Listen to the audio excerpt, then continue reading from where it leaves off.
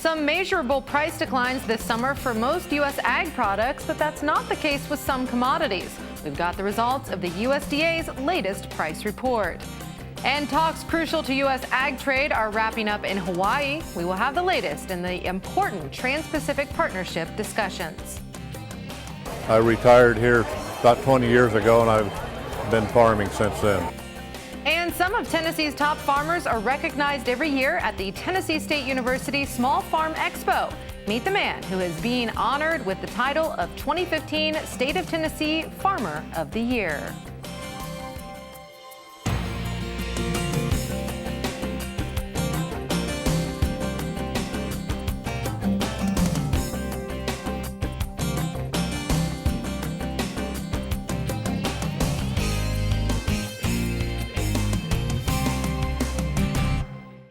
Good evening, everyone. This is your Rural Evening News for Friday, July 31st. I'm Abby Turpin. Thank you for joining us. We begin tonight with the price of farm products. According to a new report from the USDA, price indexes for both crops and livestock have taken a tumble this summer. But for some producers, there were a few exceptions. Tonight, Gary Crawford has an update. June may have been hot weather-wise, but not a hot month for the bulk of farm product prices. The Agriculture Department reporting the price index of all products dropping almost 2%, both crops and livestock indices down, leaving the index 7% below June of last year. Now, a look at a few crops. Corn losing 4 cents in June, averaging $3.58 a bushel, 92 cents below June a year ago. Sorghum, though, bucking the trend, gaining 6 cents a hundredweight last month, taking it a dime over a year earlier. All wheat averaging $5.43 a bushel, gaining a dime in June, still 106 below last year. Soybeans averaging $9.58, dropping 2 cents last month, taking beans below last year by $4.72. Cotton adding a penny last month at about 65 cents a pound, still almost 19 cents less than the year ago. Livestock, June hogs up $1 a hundredweight in June, but still way lower than last year, $25 lower. Beef cattle losing $5 in June, still $8 higher than a year ago. Eggs, though, a big story, gaining 32 cents a dozen in June to $1.93. That's $1.06 more than June last year. Gary Crawford for the U.S. Department of Agriculture, Washington. Well, yeah, a lot of statistics in that report. You can find out more by just going to the link section of our website, RFD-TV.com. Well, developing news tonight as the latest talks for the ongoing Trans-Pacific Partnership are wrapping up this weekend in Hawaii. Some key points are on the table, crucial for agricultural trade. Now, what we've learned is that the latest reports indicate some of the major remaining issues being discussed include sugar and dairy policies.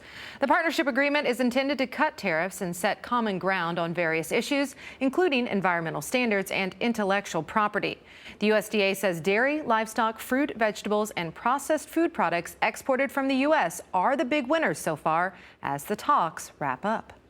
They're very close. I'd say 99.9% of the way there, but it's always that 0.1% that is always the most difficult, which is why it waits until the end.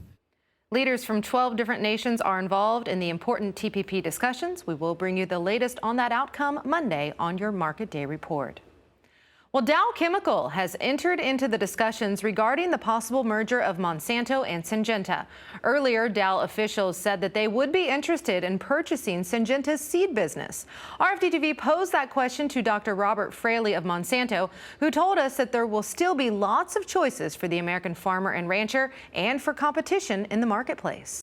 We've been very careful as we've talked about this deal to ensure that there will be lots of competition. So one of the things we mentioned early on is that up front we would make arrangements to sell the Syngenta seed and trade assets to another company so that farmers would continue to have the choices. If they want to buy a Syngenta seed, eventually that seed will be in the hands of another company and farmers will have that choice as an option if that's what they want to pursue. But what really drives our interest in this business combination is the fact that we know we need to be able to invest more to take advantage of all of the advances we know that are occurring in plant breeding, all the advances that are occurring with biotechnology and next generation products.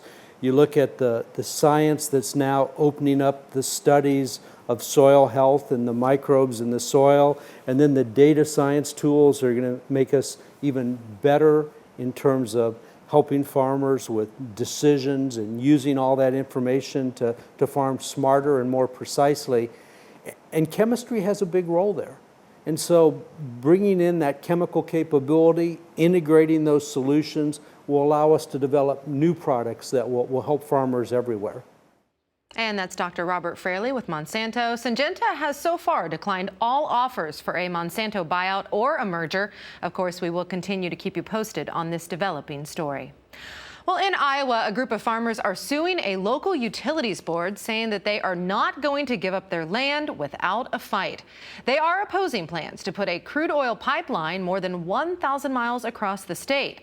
That would take away land from farmers along the way. The lawsuit is against the Iowa Utilities Board, which could make a decision on the Bakken pipeline by the end of the year. The pipeline would be built by a Texas-based company across farmers' lands against their will. This is going to be a nightmare for those of us who are farmers. I feel almost as if my grandparents and my parents, all long deceased now, are looking over me and putting the burden on me to speak for them. And this, I know, is nothing they would want to have happen. The legislature did not intend for a non-resident crude oil pipeline to be able to use our eminent domain laws to take property from Iowans. The farmers argue that the utility board does not have the authority to make such a decision because Iowans would never benefit from using the pipeline as a utility. The Iowa Utilities Board does have 20 days to respond to that lawsuit. Well, now we take you to Tennessee, where some of the state's top farmers are being recognized every year at the annual Small Farm Expo. It's also where hundreds of ag experts can showcase new research projects and experiments. More than 400 agriculture experts and farmers gathered at Tennessee State University in Nashville for the annual Small Farm Expo. About 3 years ago, we were asked by Dean Dr. Chandra Reddy to see if international and exotic vegetables would grow in the United States.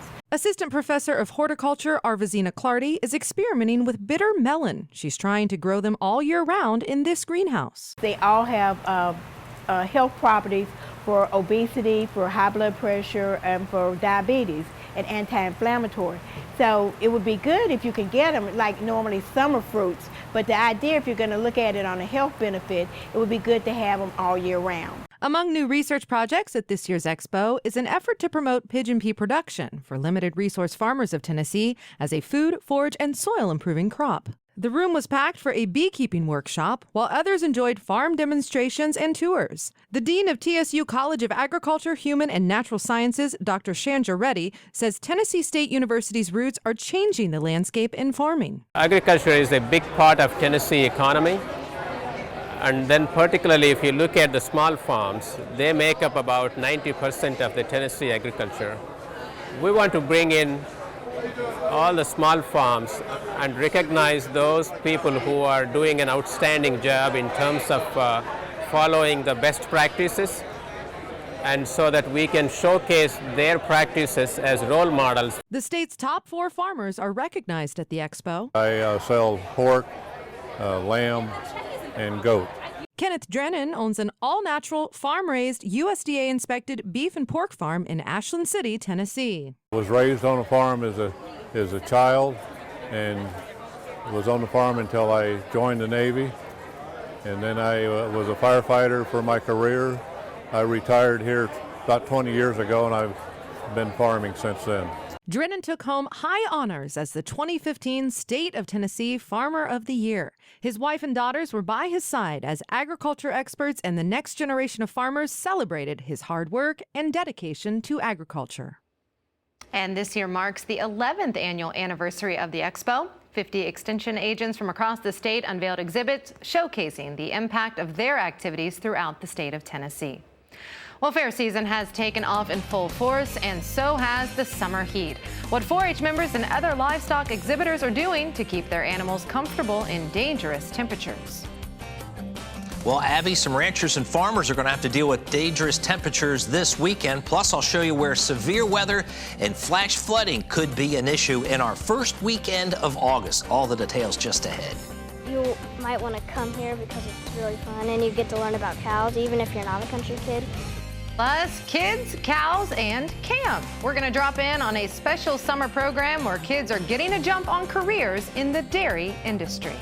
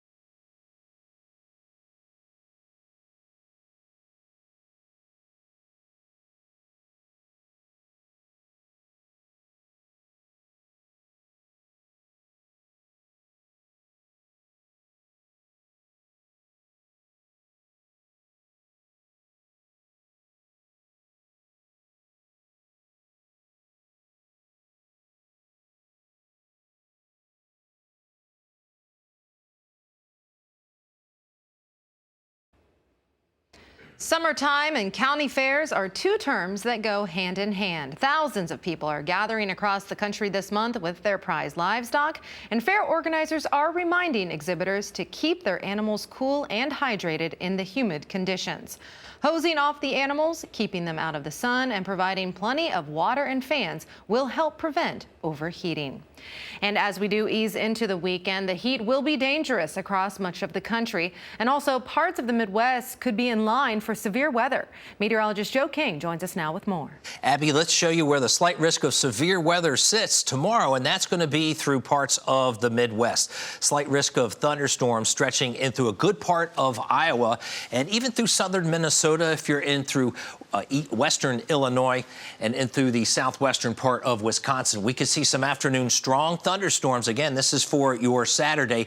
Can't rule out a possible tornadoes. We have a lot of moisture coming up from the south, and rainfall amounts a ½ inch to an inch in through Nebraska, Iowa, ½ inch to an inch. Our rainfall amounts will ramp up through the Great Lakes, but flash flood watches for our farmers and ranchers in the Four Corners, the Texas Panhandle could be an issue, and 3 to 6 inches of rainfall in through the Florida Panhandle more specifically. So your 5-day forecast shows the front that could cause those severe weather here through Iowa. Flash flooding still with a stationary front into Florida. And we're into our monsoonal rain pattern into the southwest. We'll see that both on Sunday and again on Monday. Rainfall a little less through Florida, but we'll see showers and possible severe weather hit into the New England states. And by Tuesday, high pressure through the southeast, but this cold front will start to expand rain into Tennessee and Kentucky and down through the southeast. So high temperatures, plenty hot on August 1st, 104 degrees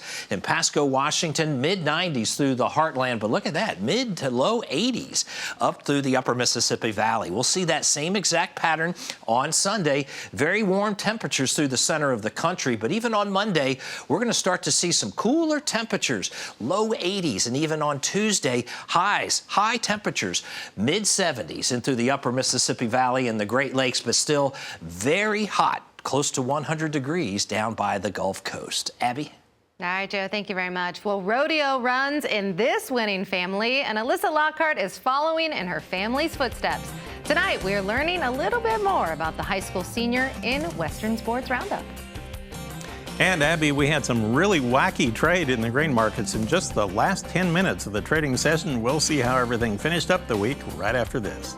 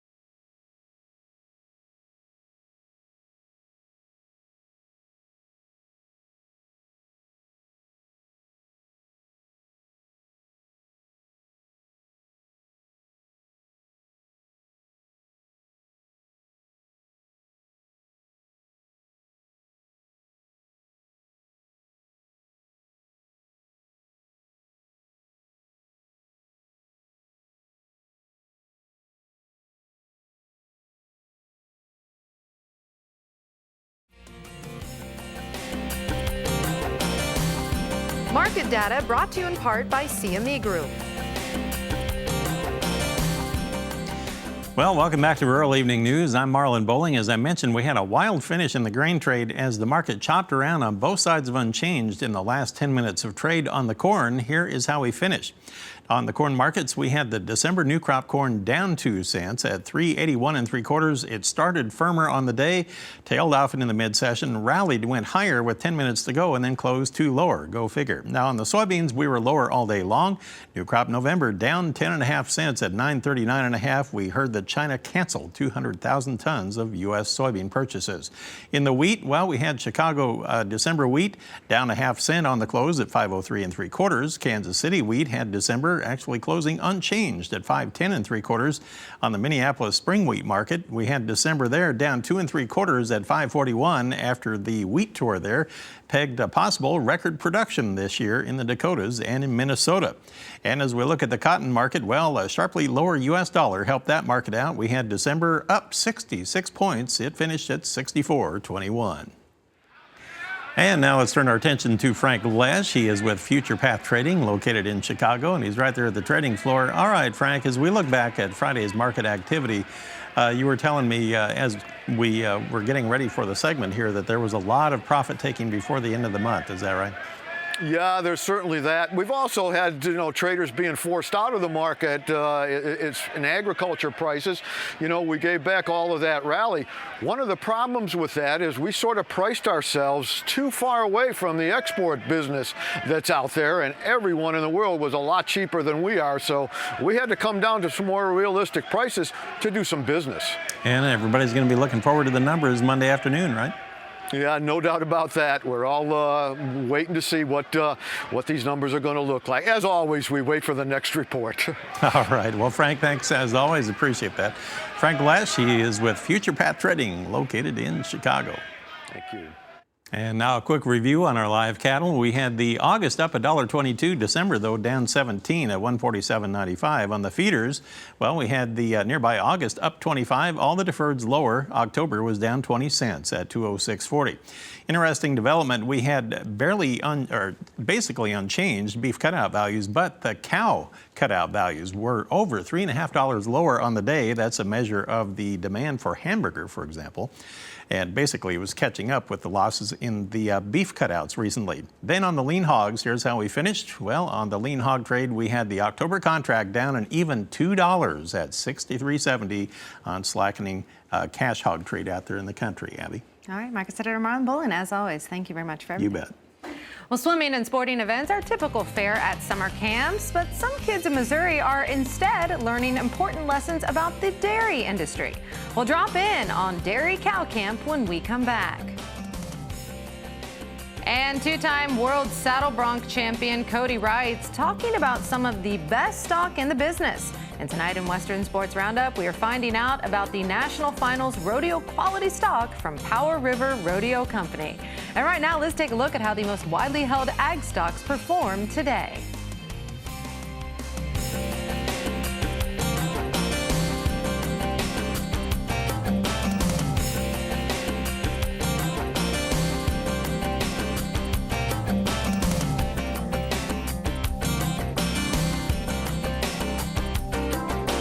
This segment is brought to you by Agriculture Liquid Fertilizer.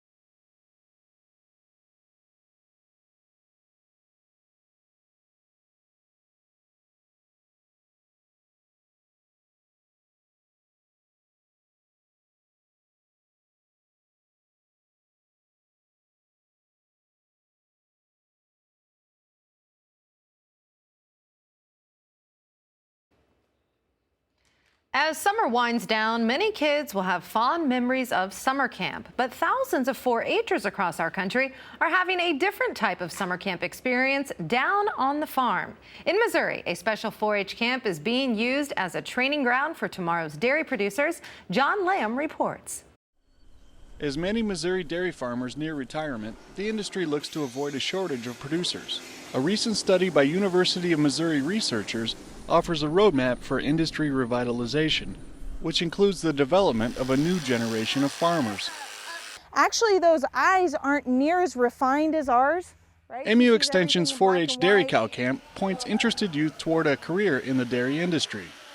4-Hers from Missouri, Arkansas, and Texas attended the 3-day program, learning about animal care and handling, showmanship and judging, and the latest technology in dairy management. You can monitor daily intake of the cows.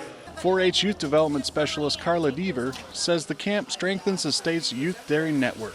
Kids at Cow Camp learn so much more than just about the dairy industry and taking care of a dairy animal. It's things like communication, public speaking, teamwork, problem-solving skills.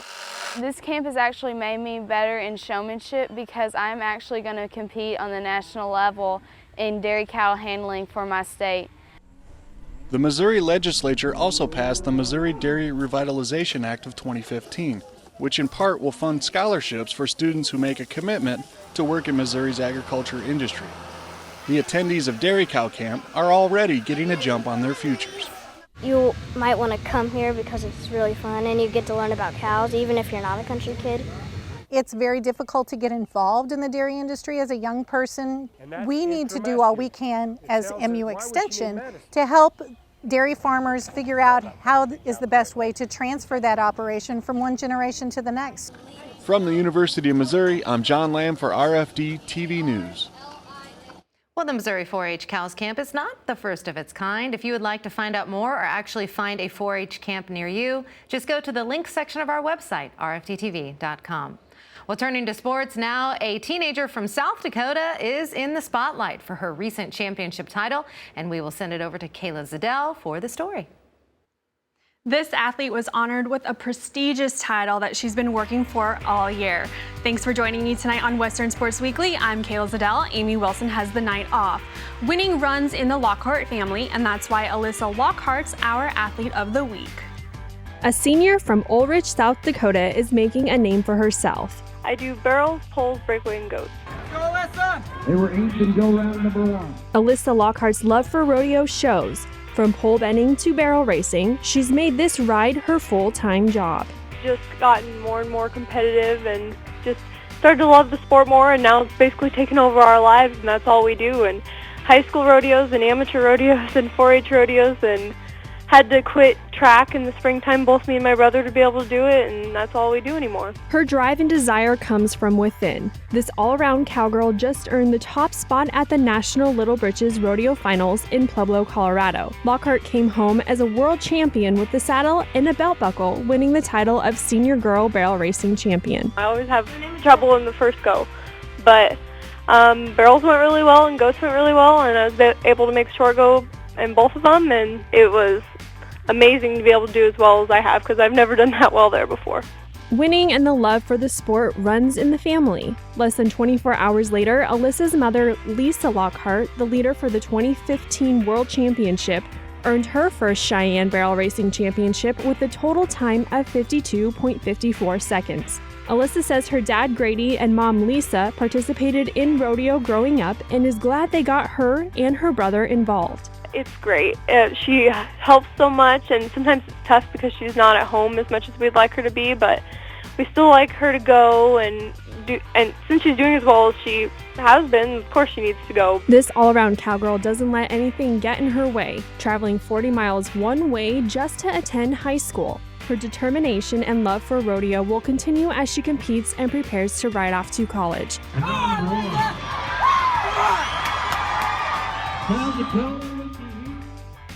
Alyssa says her family celebrated by coming straight home to Ulrich, South Dakota, and being able to sleep in her own bed was rewarding enough.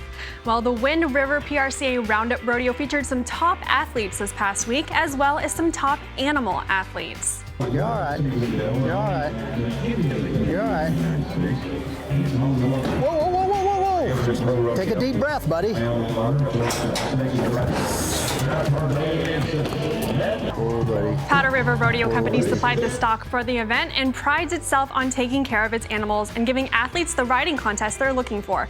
Hank Franzen and his wife Lori have owned Powder River Rodeo for 30 years and have been nominated for PRCA's Stock Contractor of the Year several times. We're just like the Cowboys, where if anyone needs a break, we give them a break for a day, and then the others take the place.